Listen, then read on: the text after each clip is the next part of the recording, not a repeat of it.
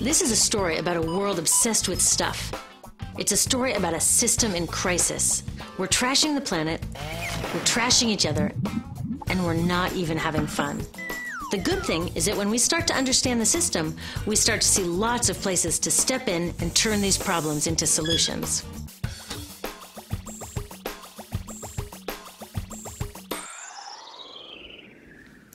Can I tell you, I love my Pantene Pro V. Of the dozen or so personal care products that I use every day, it's the one I can't live without. It says it gives my dull hair the ultimate cool shine. How does it do that? I was wondering that while I was lathering it in my hair one day, so I read the ingredients right here. Sodium lauryl sulfate, tetrasodium EDTA, methyl isothiazolinone. What is this stuff? I took this list to some scientists who know how to read it. Turns out my Pantene contains a chemical linked to cancer. And lots of other products in my bathroom, from sunscreen to lipstick and even baby shampoo, also contain chemicals linked to cancer or other problems like learning disabilities, asthma, and even damaged sperm. Like most parents, I try to keep my family safe. But now I find out my bathroom is a minefield of toxins? What are we supposed to do? To find out the answers, we have to go back to one of the key features of our materials economy: toxics in, toxics out. If, at the factory, you pour toxic chemicals into a product, like baby shampoo, you're going to wind up with toxic baby shampoo, and toxics in workers, communities, and, babies. So let's take a closer look at this toxic outrage where it seeps into our lives every day, in the bathroom. The average woman in the U.S. uses about 12 personal care products daily. The average man about 6. Each product containing a dozen or more chemicals. Less than 20% of chemicals in cosmetics have been assessed for safety by the industry's safety panel, so we just don't know what they do to us when we use them. Would you fly on an airline that only inspects 20% of its planes? Of course, not all of these chemicals are dangerous, but we know that many are. Some are carcinogens. That means that they can cause cancer. Others are neurotoxins and reproductive toxins, proven to mess up brain development and reproduction in animals. Wait a minute, we're animals too. It's like a giant experiment. We're using all these mystery chemicals and just waiting to see what happens. One thing we do know is that they're getting inside us. I had my body's toxicity levels tested, and I'm loaded with things like mercury, flame retardants, triclosan, and lead. We all are.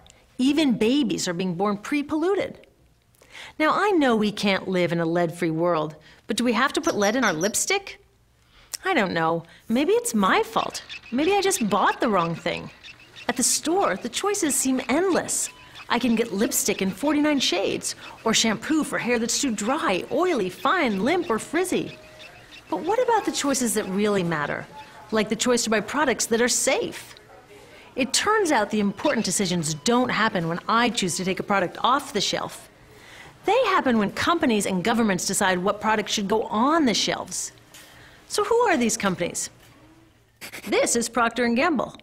They're the ones offering me Herbal Essences, the #2 shampoo in the country. It contains toxic petrochemicals, made from oil. Since when is oil an herb? On cosmetics labels, words like herbal, natural, even organic have no legal definition. That means that anybody can put anything in a bottle and call it natural, and they do. I mean, can you imagine a top seller called Petro Essences? Gross. What's even nastier are hair relaxers marketed to 5-year-olds and skin whitening creams. These are super toxic, both in their ingredients and in the message they send about what beauty is. Ooh, here's Estee Lauder offering me a chance to help find a cure for breast cancer. That's nice. But wait, they're also using chemicals linked to cancer. Don't you think the best way for Estee Lauder to fight cancer is to stop using those chemicals in the first place? So really, I get to choose between meaningless claims on a bottle. But these guys get the real choice about what goes into those bottles. And that happens back here, at the factories where they're formulated. Why do the makers of these products use all these toxics? Are they trying to poison us? No, they're just working from a 1950s mindset when people were totally swept up in better living through chemistry. In all that excitement, they forgot to worry about human health impacts. That was years ago, and they are still using these same old toxic chemicals. Today, big cosmetics companies say the doses of poison in their products are small enough to be harmless. Yeah, maybe if you use them once a year.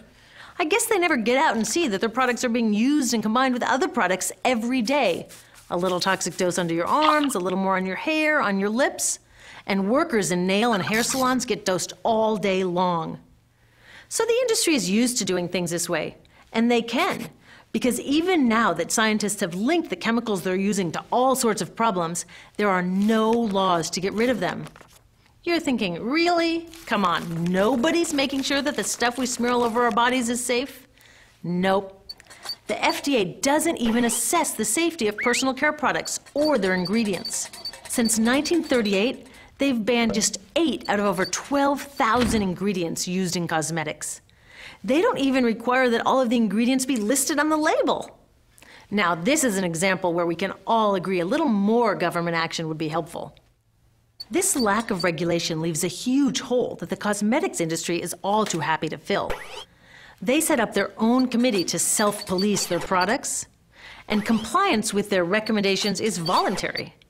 So the cosmetics industry is making the rules and then deciding whether or not to follow them.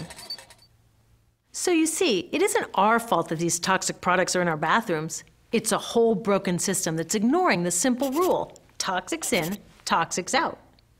But we're not helpless.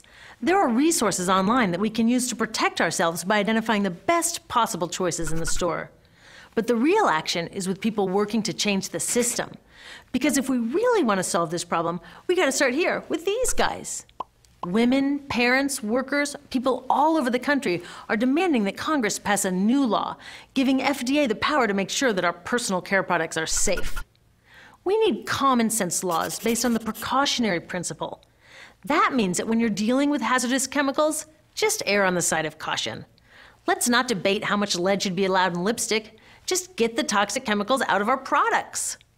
Smarter laws would force companies to get past that old 50s mindset and figure out how to get us all clean and shiny without toxic chemicals. Can they? Totally. Many responsible cosmetics companies are already putting safer products on the market. Green chemists are developing substances that are designed to be safe and non-toxic in the first place. European governments have required the removal of many toxic chemicals, and companies have figured out how to comply. When cosmetics are reformulated to be safe and labeled honestly, then we can feel comfortable with the choices available at the store. We can choose bouncy hair or full hair, shiny lipstick or matte. We can even choose to feel beautiful without using 20 products. But we'll know that whatever we choose, the most important choice, the choice to be safe and healthy, has already been made.